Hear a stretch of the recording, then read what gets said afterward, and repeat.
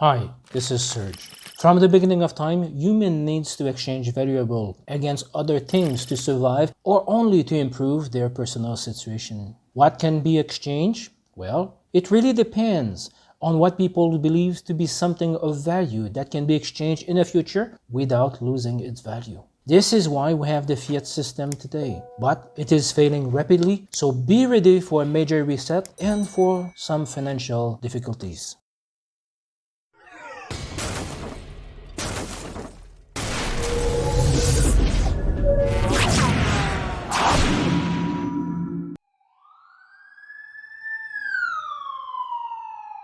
Example of what was and still used as variables over time. Even today, people are exchanging shells or rock for a haircut for eggs, eggs for bread, bread for money, money for a pig, pigs for cows, and cows for something else, etc. This is the base principle behind a trade. Even kids are trading their baseball or Pokemon cards today. It is a simple system, but it does not work perfectly. The main issue here is to find something that will keep its value over time and that is desirable to others. Therefore, a better way to trade was needed to make business locally, nationally, internationally. We needed a system that all countries around the world would accept as a trading variable that keeps its value over time. This better way is what we commonly call money. Because everyone wants it, and it is highly exchangeable, we can buy anything anywhere as long as we have enough. Let's look at some examples of variable used for exchange throughout history. Until the end of the 19th century, people of the Yap Island used ray stone as a measure of wealth. Those stones were made in different sizes and shapes. A bigger stone could be divided into smaller parts. They were used to trade commodity.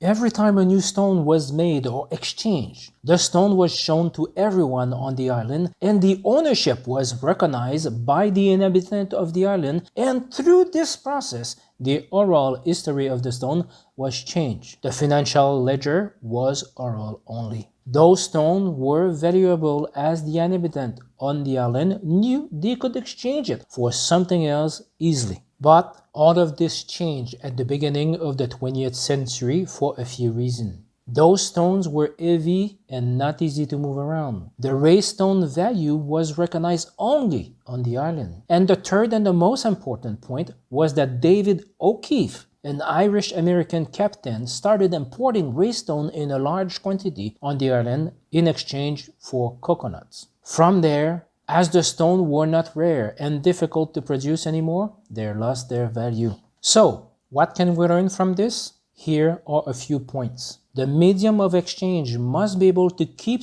its value over time. To keep its value, it must have a limited supply.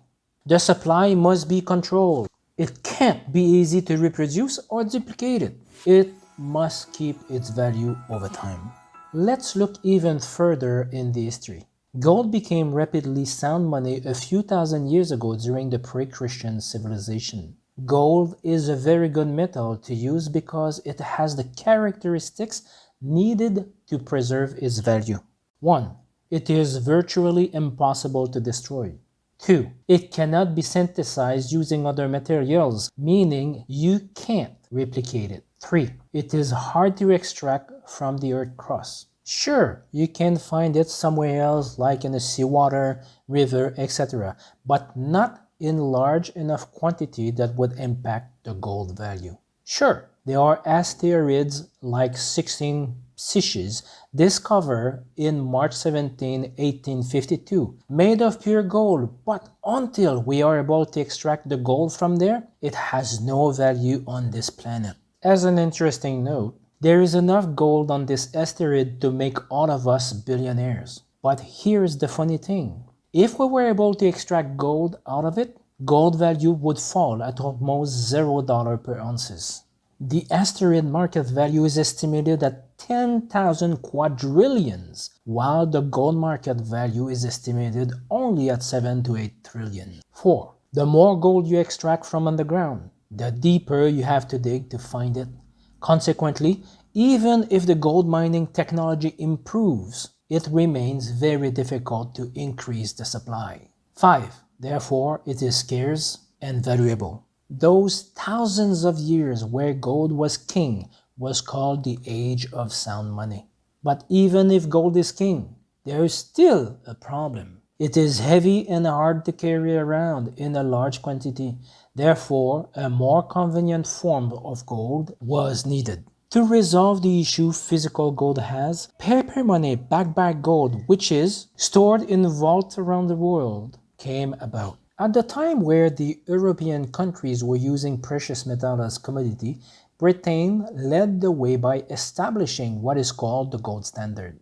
With the help of Isaac Newton, the warden of the Royal Mint at the time, introduced the gold standard in 1717. By 1900, around 50 countries had followed suit adopting the same standard. At that point, gold became increasingly marketable and valuable as more nations around the world issued paper money backed by gold. But even this standard has a major flaw.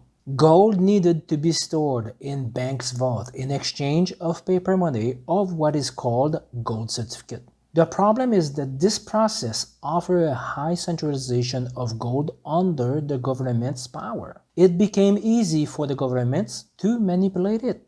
When the government needs more money, they can simply generate more gold certificate.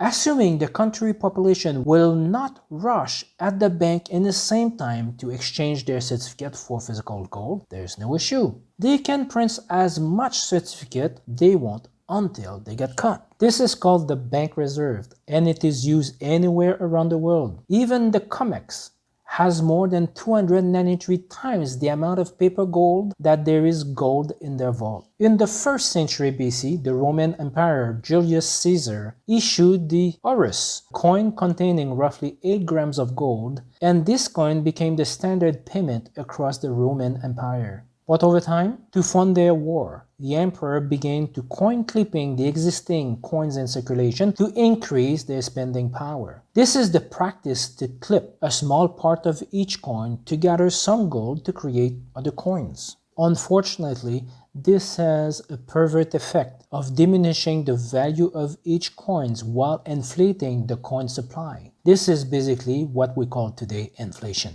During the time of the First and Second World War, from 1914 to 1918 and 1939 to 1945, the European countries needed to fund their war effort. Rather than raising taxes, they followed the Roman Empire example and started printing money without adding new golds to their vault. To avoid people to rush to the bank to convert their paper money in real gold, they suspended the gold standard. This was the first gold standard suspension. This had two effects. They were able to fund their war effort, and second, this money printing scheme severely undermined the value of their currency. After the wars, the countries that inflated their money supply needed to reset the printed money to the gold standard, but that was impossible. There was simply too much fake money compared to the gold they had in their vault. A fair re-evaluation of their printed money to vaulted gold would have reduced drastically the value of the paper money, and the other way around would have inflated the gold value in their country compared to the rest of the world. It was simply impossible. So, the government around the world introduced the fiat currency, or, if you prefer, money backed by government trust only. So, in 1944, the Bretton Woods Agreement took place. The basic idea behind the Bretton Woods Agreement is to back all currencies around the world to the US dollars at the fixed exchange rate. The US dollar would in turn be backed by gold at the fixed rate. A new entity called the International Monetary Fund, the IMF, was created. The original goal was to control and monitor the exchange rate for each partner against the US dollar. From that time, the world is under a fiat currency system. In theory, the Bretton Woods Agreement resembled to the pre-1914 gold standard, but it is based on the trust towards the governments to follow the rules. To accomplish this, the fiat system requires all participant gold reserve to be transported to the United States. With this, the United States has all the gold and its currency is backed by it. The rest of participants are pegged to the US dollar at a specific rate. Wonderful system, right? But here we go again. This new system works only if all participants respect the rules, meaning respect the exchange rates and do not manipulate their local currency. After a while, what do you think happened? The US government started bending the rules and inflated their own currency compared to the gold stored in the vault, while other countries inflated their currency compared to the US dollar. And finally, the US President Nixon temporarily suspended the convertibility to gold on August 15, 1971, to cover the cost of the Vietnam War and its economic expansion. This offered the United States the possibility to inflate their currency at will. Obviously, this had a major impact on all other countries pegged to the US dollar, and as a result, after 50 years of suspension, the currency is totally out of control. Yes, it was 50 years ago Nixon initiated his temporary suspension. It looks more permanent than temporary, don't you think? With Nixon action, we basically lost the gold characteristics, meaning the fiat currency can be printed without much effort. So what is the solution for this ever-ending problem? To find out the solution, watch the bonus section. In same time, please don't forget to subscribe, like, and comment to be notified when a new video comes out. What is the solution to this nightmare then? Well, it is simple. We only need to return to the true gold standard. But in reality, I am not sure it is even possible. Not because there's not enough gold on Earth, but we are facing the same issue the European countries were facing after the World Wars. So what to do? What about Bitcoin?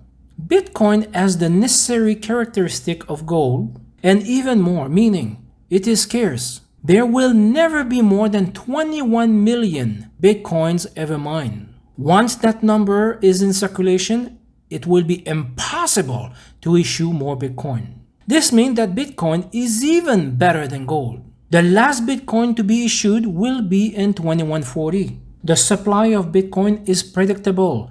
The growth is at a constant diminishing rate. Every 4 years an halving is happening and the number of Bitcoin rewarded to a miner resolving an extremely complex equation is divided in half.